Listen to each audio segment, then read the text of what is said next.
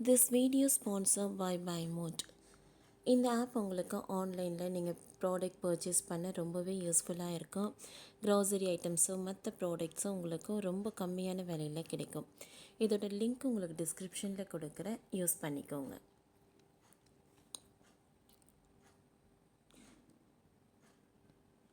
கடல் பாறையில் கண்ணை மூடி தியானம்.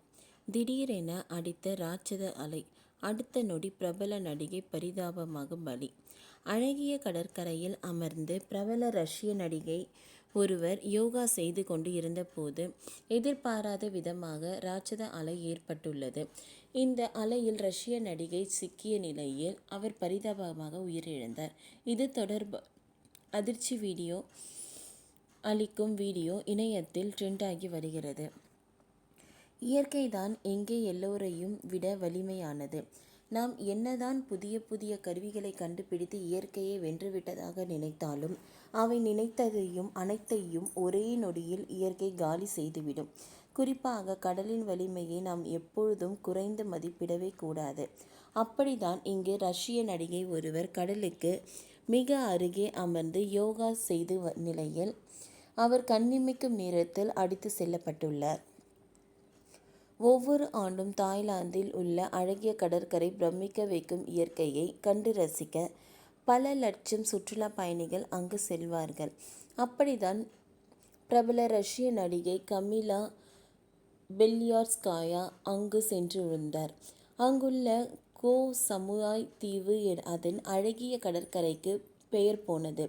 அந்த கடற்கரையில் உள்ள பாறை ஒன்றில் அமர்ந்து நடிகை கமிலா யோகா செய்து கொண்டு இருந்தார்.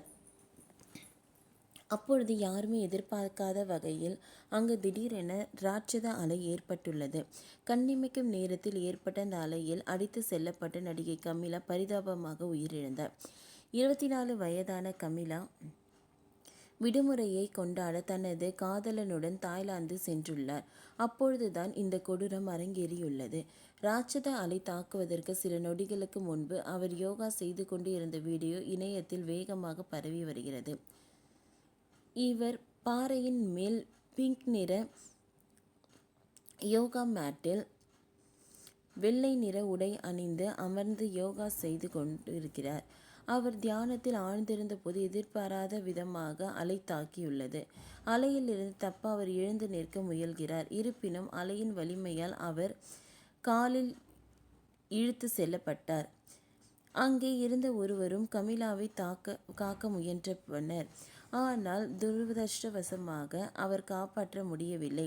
இதையடுத்து கமிலாவை தேடும் பணி தொடங்கப்பட்டது. பல்வேறு இடங்களிலும் தேடிய பிறகு இறுதியில் அவர் அடித்து செல்லப்பட்ட இடத்திற்கு சில கிலோமீட்டர் தொலைவில் அவரது உடல் மீட்கப்பட்டது. இந்த குறிப்பிட்ட இடத்திற்கு அவர் வருவது இதுவே முதல் முறை இல்லை. இவர் அடிக்கடி வரும் இடமாக இது இருந்துள்ளது. பக்கங்களை பார்த்தால் இவர் பல முறை இந்த குறிப்பிட்ட இடத்தில் வந்து தியானம் செய்துள்ளது தெரிகிறது. இதன் காரணமாகவே ஒரே நம்பிக்கையின் அவர் இங்கு வந்து தியானம் செய்துள்ளார். ஓகே ஃப்ரெண்ட்ஸ், இந்த வீடியோ உங்களுக்கு பிடிச்சிருந்தால் லைக் பண்ணுங்கள், ஷேர் பண்ணுங்கள், சப்ஸ்கிரைப் பண்ணுங்கள். தேங்க்யூ.